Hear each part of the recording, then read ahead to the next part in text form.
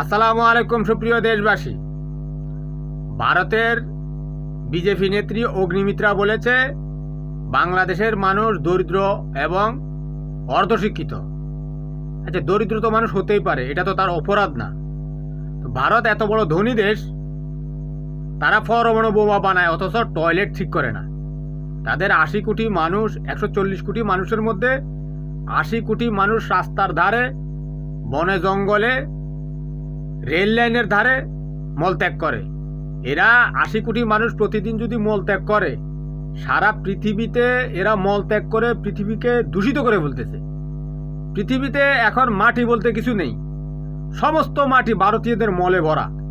বিড়াল পর্যন্ত মলত্যাগ করে বালি দিয়ে ঢেকে দেয়। এরা মলত্যাগ করে পানি, আকাশ, বাতাস সব দূষিত করে ফেলতেছে। ঠিক আছে, এরা টয়লেট না বানিয়ে এরা পরমাণু বোমা বানায়।